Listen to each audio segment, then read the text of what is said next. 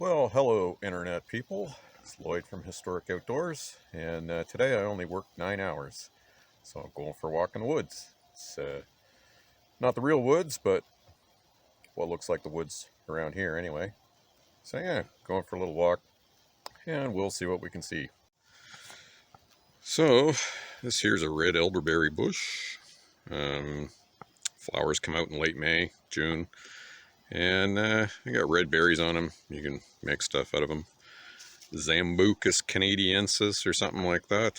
You want to cook the berries though, because they're one of those berries that will upset your stomach if you don't, I guess. Very, very different from the European black elderberry. So this here is Labrador tea. And what can you make with Labrador tea? You can make tea.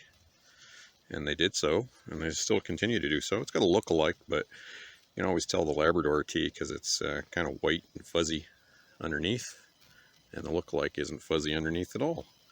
I kind of pick this stuff rather conservatively because it grows really, really slowly, and not everywhere here in Nova Scotia. So I try to take it easy on the plants. I know where there's a bunch of it though. You can make beer with this. They used to put it in beer all across Europe back in the day, but apparently in Germany they made it illegal because, I don't know, a little bit of a narcotic effect. I guess it's kind of like mixing beer and Red Bull or something, so they stopped using it, but I still use it. So this here's the look-alike to the Labrador tea. And I guess it kind of looks like it, but maybe not so much. But it grows right next to the real thing. So there's the real Labrador tea,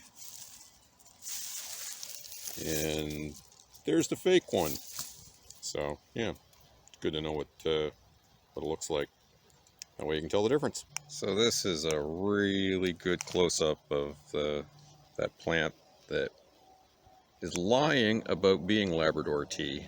And if you flip up the leaves, it's not white and fuzzy, but from a distance, or if you're just walking by, it sure would look like it. So here's some wintergreen.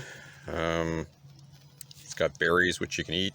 I guess if you can get enough of them. I've never been able to. You could make something out of them, jam or pie. The natives used to make a tea out of it for sore throats and stuff. Yeah, mostly used for teas and stuff like that. But if you're lost in the woods and you got a hot date and you're all out of gum, you could take a couple of these leaves and chew on them, and you'd have fresh breath, just like you had an old pack of Wrigley's wintergreen gum. Yeah, so this is a local lake. I throw the canoe in here quite a bit. Didn't feel like canoeing today though, so just went for a little walk.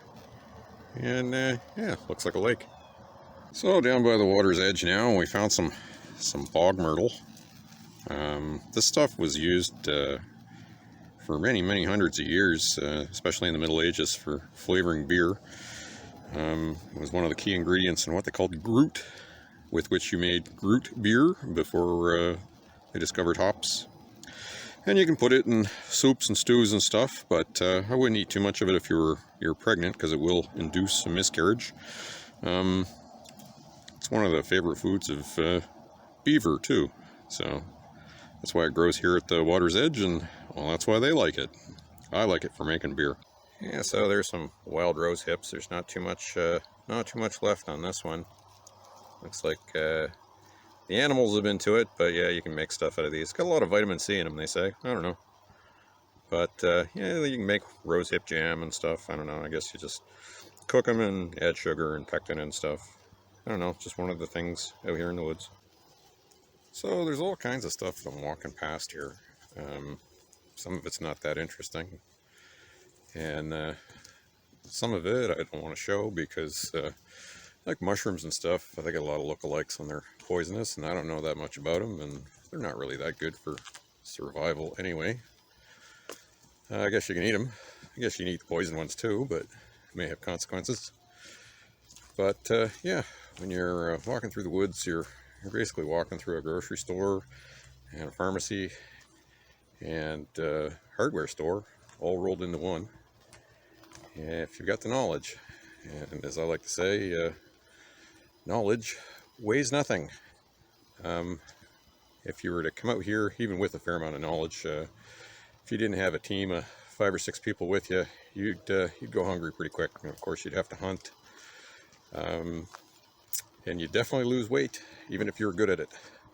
So for most people, I recommend farm life, or stay in the city where you can be fat and happy, and you don't have to worry about starving to death in the woods trying to drink tea made out of wintergreen and Labrador tea every day for supper. Yeah, there's lots of spruce trees out here. I make spruce beer, but you got to harvest the tips in late May or early June when they're nice and soft. Make spruce beer out of. I guess you can make spruce tea as well. But when they're soft, they're a little bit better. And if you get them this time of year, everything's a bit woody, and it's always better to get things in season. Some kind of creepy, crawly caterpillar thing doing caterpillar stuff. I don't know if you can eat him or not, but I'm not going to. Yeah, so we found a bunch of bunchberries. A whole bunch of bunchberries. And you can eat these, but they don't taste very good. But I guess you can make stuff with them. Mix them with enough sugar, anything tastes good, right? But anyway, the natives used to eat these. And I don't know, I suppose you could dry them out and put them in a trail mix or something. But not the tastiest berry in the woods, for sure and for certain. So, big old patch of blackberries or raspberries here. Everybody knows what to do with those, but you can also make stuff out of the leaves. Make raspberry blackberry tea. I don't know, they say it's good for menstrual cramps or something, so not much use to me, but I don't know, it's not a bad tea. I've had it. Give it a go if you want. So I hope you liked the video of my little walk in the woods here after work. If you like this kind of stuff, hit the like button, the share button, hit the subscribe button.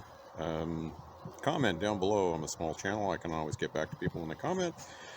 And as always, if you don't like what you see here, share it with your enemies. I will punish them for free.